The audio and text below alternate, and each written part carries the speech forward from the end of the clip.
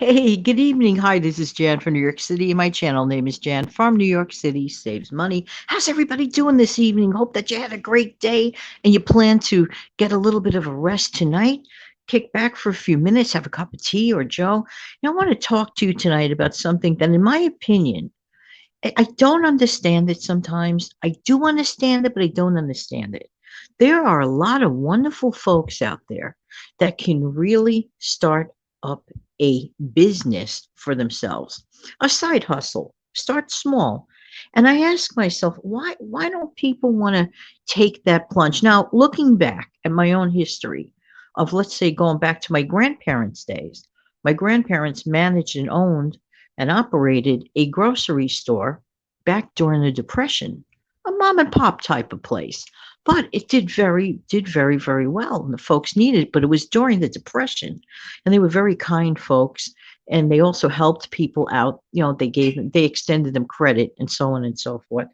But that entrepreneurial spirit seems to have been passed down through the bloodline in generations. Like here I am, the grandchild. And while I do believe that there are times that a person needs to have a steady job, like in the very beginning, to have that steady income, there needs to come a point in your own life where you do something that's on your own. And remember, there was that song that said, "We finally got a piece of the pie," and that wonderful show. And I have to say something. I love that song, but I can't get into it for reasons because of YouTube and copyright and everything and all. But we know the song I'm referring to. So why don't you decide to get, quote end of quote, a piece of the pie? What holds you back? That's what the show is about tonight. Let's talk about not so much what you do, what business you may consider, but let's talk about what possibly may be holding you back. Maybe you feel, oh, I'm too young, or I don't know, or some folks on the other side of the spectrum feel they're too old. Okay, end of quote. I just wouldn't understand why a person wouldn't want to bring in their own money, carry their own weight. And I think possibly I'm taking a wild guess on this, but I'm probably right.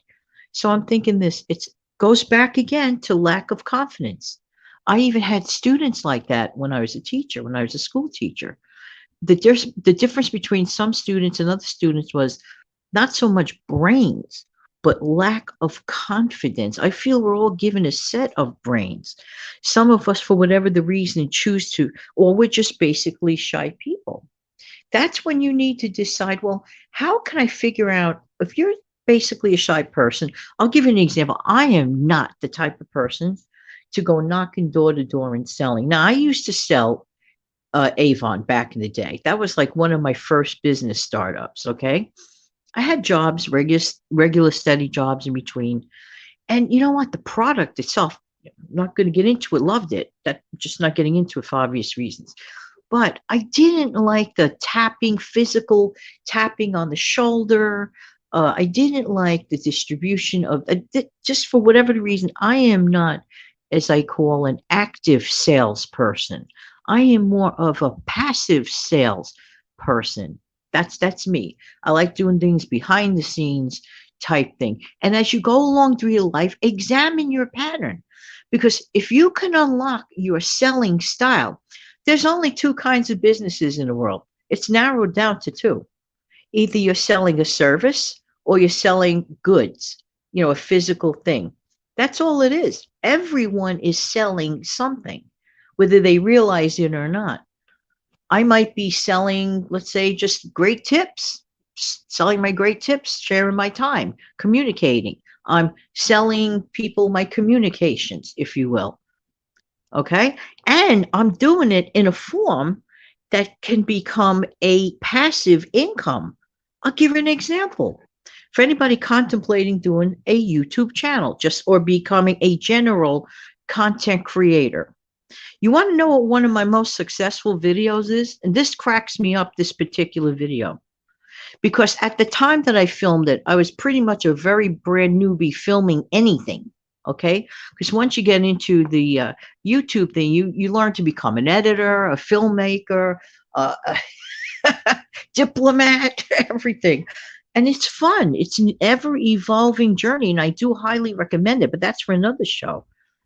But let me tell you something. I'm going to tell you the video that is still the highest performing video, the one that I personally thought was like, oh my word, when I look back at it, my how to make a coffee cake out of pancake mix video. That's basically the gist of it. And I could link that up in the description box below. Then I did a couple of series to follow how many things one can do with, complete pancake mix. For me, 2 years later, going on, is it 2 or 3 years later? Going on 3 years later, this is still earning me a passive income. Not a ton, but I created this video, which personally, I mean, technically the quality, oh yeah, but people wanted the recipe. They didn't care. They didn't care. They realized, oh, she's an early creator, blah, blah. I guess that was the reason. I don't know the reason, but I know the bottom line. The bottom line is that I'm still earning passive income from a video that I made about 3 years back, exactly 3 years ago, actually on this date of recording this, come to think of it. Because I'm recording this on April 11th, and that was published on April 11th. Okay.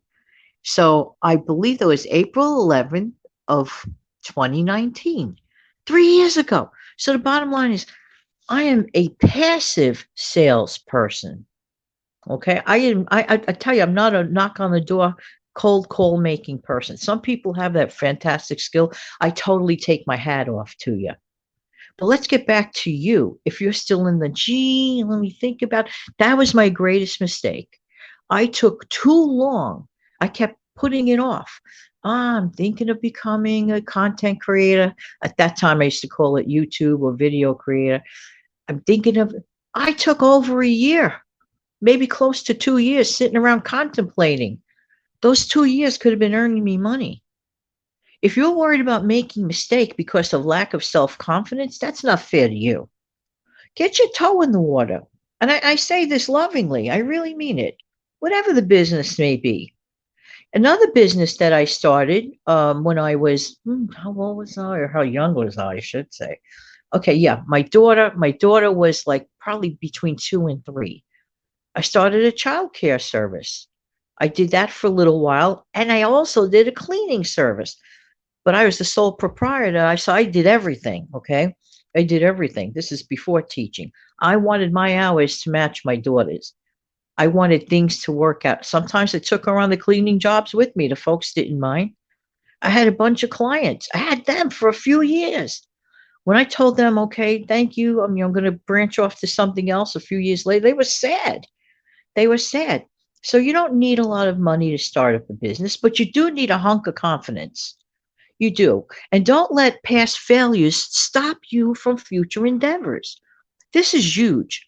Listen carefully. If you made a mistake in the past and had failed businesses, so what? Those are stepping stones. Those are learning curves. Who is perfect from day one? Nobody. Does a baseball player on a major league team get up there on day one of ever throwing a baseball? I don't think so. Or for any other sport, or a runner, or a football player. No. You don't just walk in one day and go to Yankee Stadium and you never threw a baseball in your life and expect to, play regular games during the summer. I don't think so. We're all rookies at some point. We all start from the beginning. But the trick is consider starting because complacency is a huge mistake and it will hold you back from ever making money. And there's more to life than the making money.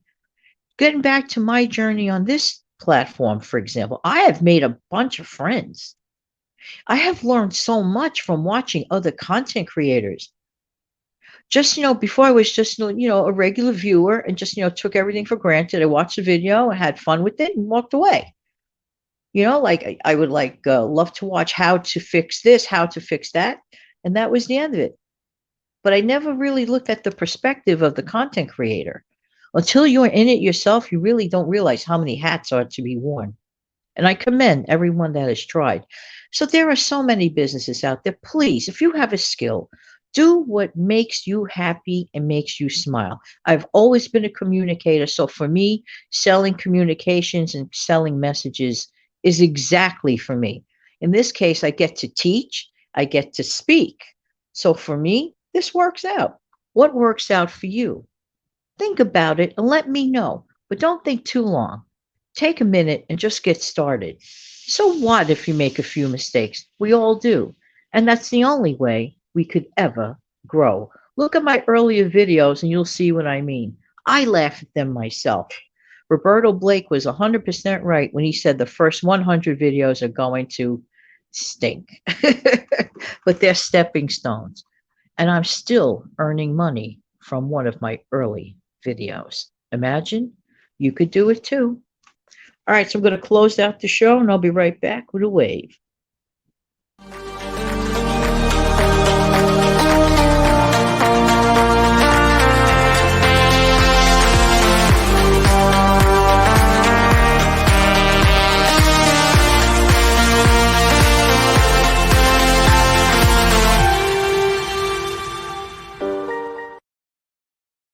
Have an amazing, fantastic night. Bye bye.